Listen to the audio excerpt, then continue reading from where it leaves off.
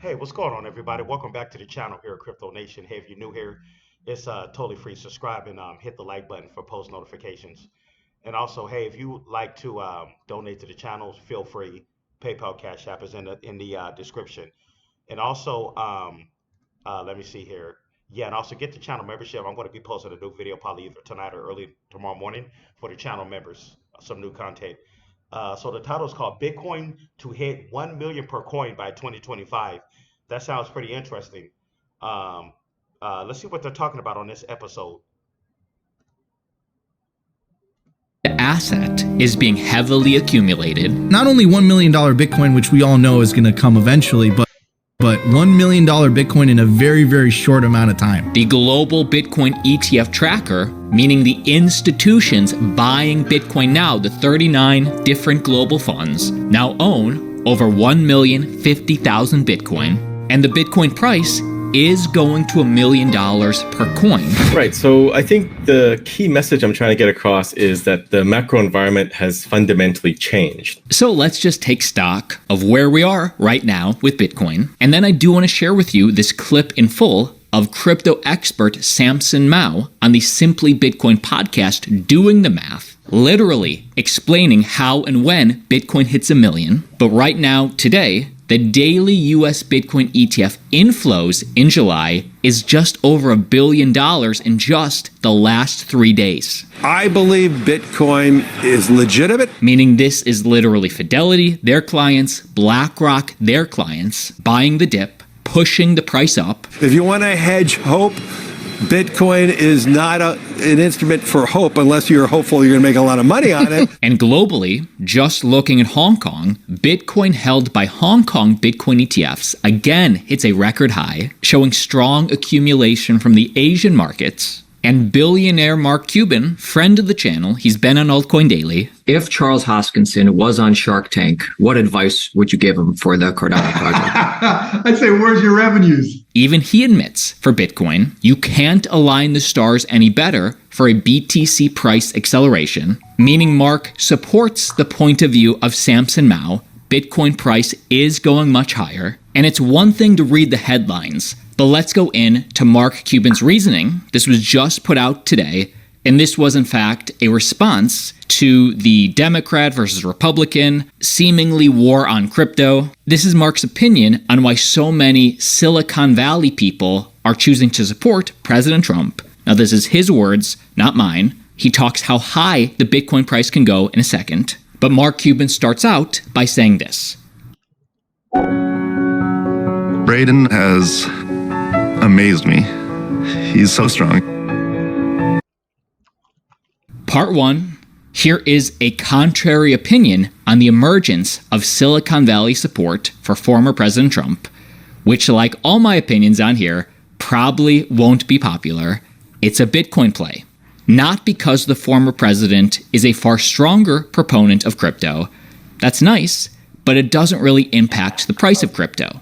It does make it easier to operate a crypto business because of the inevitable and required changes at the SEC. So Mark Cuban starts by saying that if Trump is reelected, that's not going to directly impact the price of crypto. That does nothing. It will impact crypto businesses and make them easier to operate because of the inevitable changing, the firing of the SEC with new leadership. Actually, you may remember on our channel when Mark Cuban called out the hypocrisy of the SEC. SEC is incredibly hypocritical. Do you guys know what the pink sheets are?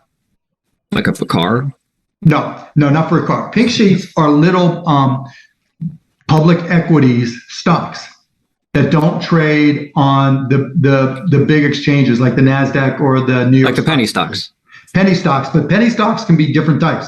There's over-the-counter penny stocks and there's pink sheet penny stocks, and they're not necessarily all penny stocks. They can be big companies. Well, I just looked at this yesterday or 2 days ago because someone asked me. There are 16,750 pink sheet stocks. Probably about the number of tokens there are, probably, right?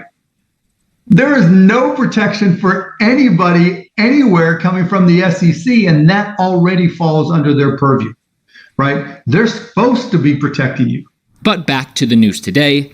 If none of that drives the price higher, and Mark claims Silicon Valley support of Trump is a Bitcoin play, what will impact price?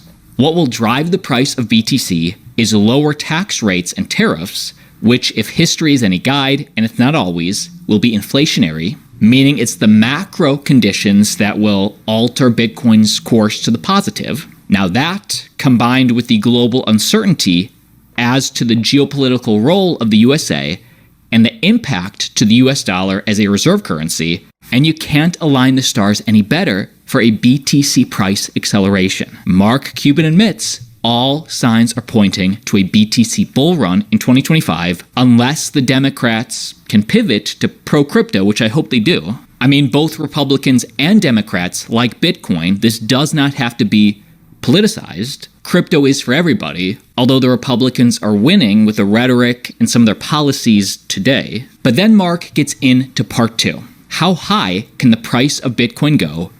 Way higher than you think. Remember, the market for BTC is global, and the supply has a final limit of 21 million with unlimited fractionalization. Now, his point is absolutely correct, although he did get community noted here when he said Bitcoin has unlimited fractionalization. Bitcoin does not have unlimited fractionalization. The smallest unit is called a Satoshi. Anyway, Mark Cuban is saying there's potentially global demand for a finite asset. And keep that in mind as you consider what happens if, because of geopolitical uncertainty and the decline of the dollar as the reserve currency, BTC becomes a safe haven globally, which means that BTC could be what countries and all of us look to buy as a means to protect our savings. Crazy?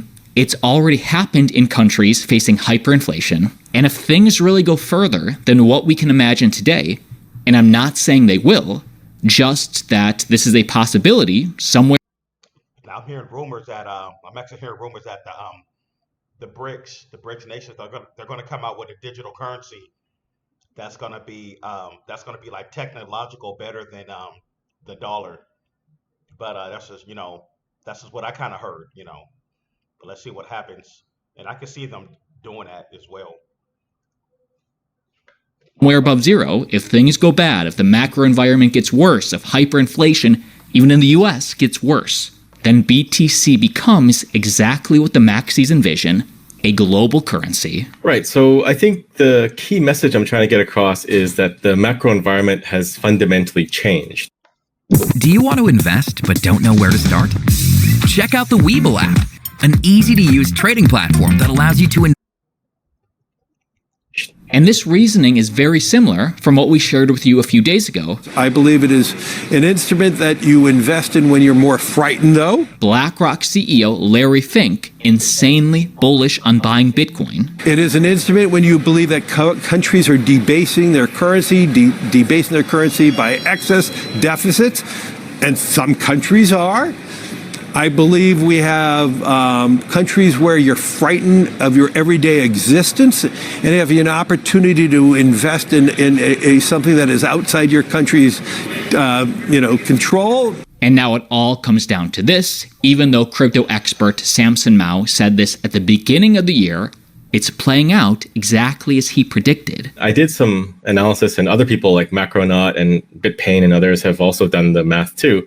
And Bitcoin going up 20x is not a difficult thing. It's done it sometimes in the past. So the key here is that everything is different now with the ETFs, with the amount of money able to flow into the Bitcoin ecosystem. And we can very rapidly go up to 1 million. Whether we stay there or not is a different question. But just the lack of supply, because we are constrained, there's about 1.4, maybe 1.6 million BTC on exchanges right now. That's not a lot. And at some point, it's going to dry up, especially at the rate at which the ETFs are hoovering up all the coins at the moment. Now, me personally, I believe in the diminishing returns theory for Bitcoin, meaning the larger Bitcoin grows, every cycle, the gains for Bitcoin gets less. To me, $120,000 BTC this cycle is more realistic. But Samson Mow disagrees. I'm assuming you don't believe in the diminishing returns theory. Not really. I mean, we talk often about hyper-Bitcoinization. And if you believe in hyper-Bitcoinization, then it's impossible to believe in diminishing returns, because there should be no cycles to Bitcoin. If you're going to reach the point of hyper-Bitcoinization whereby we replace all fiat money, then there is nothing to go back to. So what are you measuring the returns in, right? If the US dollar no longer exists, then how can you have diminishing returns? So I guess there's two parts there. One is, will there be another cycle? And I'm not really sure. Like, just because we had 3 similar looking cycles in the past does not mean that we're always going to have this cycle, right? Because it's like flipping a coin. You get heads 3 times doesn't mean the next time it's more likely you're going to get tails. It's a different equation every single time. And the other part is, well, if Bitcoin does replace fiat, then there is no diminishing returns. You're just Bitcoin now. So it's not really possible to measure returns. Be sure to subscribe to us on the Roundtable app. We're 8 followers away from crossing our first 100 followers. And leave a comment in the thread, BlackRock's top 5 altcoins to buy now. Link down below. See you tomorrow. All right, guys, that's an episode of Crypto Nation. I'm so excited. I'm fine. Don't forget to subscribe, hit the like button for post notifications. And currently, Bitcoin is at 64,800 currently, and Ethereum is at 3,400. So let's see what happens. All coins kind of tanked today. So let's see what happens over the next couple of days. I'm watching the market closely. Let's see if we can get this to rebound. Bitcoin got close to 66K, but, all coins really didn't pump that much like I would have thought. But let's see what happens. See when we're going to finally see another altcoin pump. We're due for another one. And I will see you guys in the next one. Peace.